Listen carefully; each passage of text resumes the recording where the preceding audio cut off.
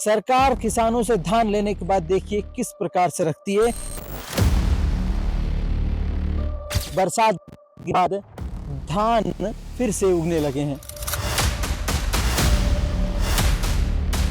सुकमा जिले के संग्रह केंद्र में रखा गया है, जिसकी कीमत 58 करोड़ रुपया आकी जा रही है। भीग जाने के बाद जो है अंकुरित हो उठता है।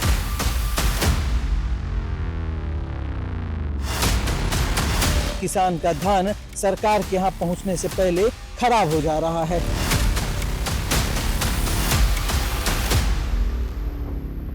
धान का कटोरा कहे जाने वाले छत्तीसगढ़ में सरकार धान से बनती है। धान यानी धान का समर्थन मूल्य, जो मूल्य किसानों को दिया जाता है।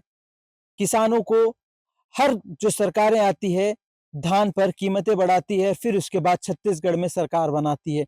लेकिन सरकार किसानों से धान लेने के बाद देखिए किस प्रकार से रखती है। ये सुकमा का धान संग्राहक केंद्र है। पूरे जिले का धान यहाँ पे आता है और यहाँ पे जिस हिसाब से रखा गया है उसे आप देख सकते हैं कि कैसे इस गर्मी में बरसात के बाद धान फिर से उगने लगे हैं।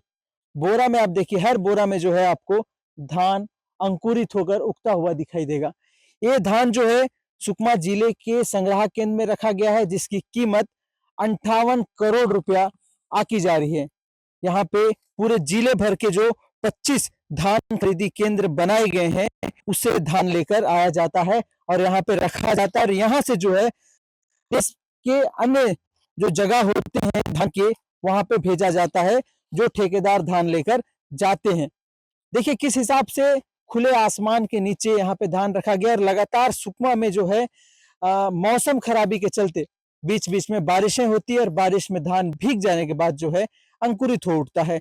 आप ये भी देखिए कि कई सारे जो धान के एक बड़े बड़े जो आप ये देख रहे हैं, उसमें आप त्रिपाल लगे हुए देखेंगे, उसके अंदर भी धान है, लेकिन कई सारे जो है वो खुले हुए हैं। यहाँ पे धान खरीदी केंद्र में एक कर्मचारी भी हैं, जिनसे हम एक बार पूछ लेते हैं कि भैया ये जो धान केंद्र में जिस हिसाब से धान के बोए अंकुरित हो रहे हैं, ये क्यों हो रहा है, कैसे इसे खुला छोड़ दिया गया है? खुला छोड़ के नहीं रखा गया है। एक्चुअली क्या है, सभी स्टेकों को ढक के रखा गया था, लेकिन जैसे आपने बताया कि और कल हमने देखा भी है कि बहुत ज़्यादा बारिश हवा के साथ हुई है, तो उससे क्या होता है, जैसे ये आप दिखा सकते हैं, ये स्टेक जैसे ढका हुआ है, ये रस्सी से बंधा रहता है, तो ज़्यादा हवा चलने के कारण ये रस्सी टूट के कैफ कवर बाहर आ जाता है।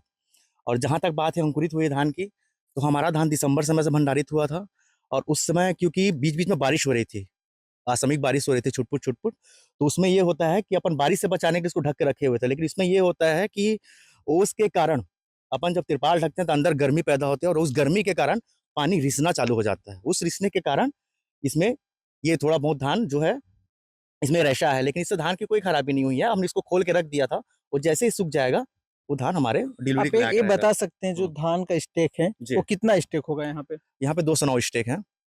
देखिए 209 स्टेक है, जिसमें अधिकांश जो स्टेक है वो ओपन है, यानी ढका गया तो जरूर होगा, लेकिन किसी कारणवश वो खुल गया और खुल जाने के बाद जो है धान में हम जो देख पा रहे हैं वो अंकुरित होता हुआ धान हम देख पा रहे हैं कि हर बोरा जो है वो अंकुरित हो रहा है और अंकुरित होकर धान को खराब कर रहा है।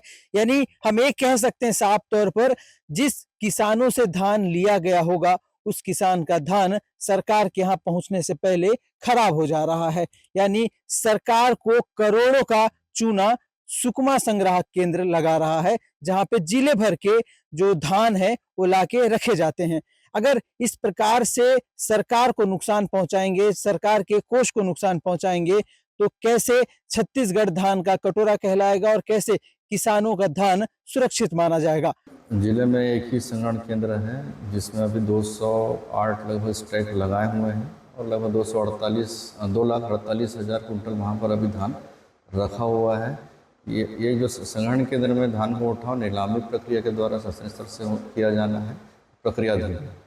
मार्केट के अंदर में डीएमओ निर्देशित किया गया है कि वो वहाँ जो कर्मचारी उसको व्यवस्थित करें। अभी मौसम कंटिन्यू क्या बिगड़ते जा रहा है, तो और उसमें आकस्मिक वर्षा का भी संभावना रहता है, तो उसको देख रेख के लिए व्यवस्थित तरीके से कार्य करें करके डीएमओ को बताया गया है। विस्तार न्यूज के साथ सहनवाज खान, सुकमा।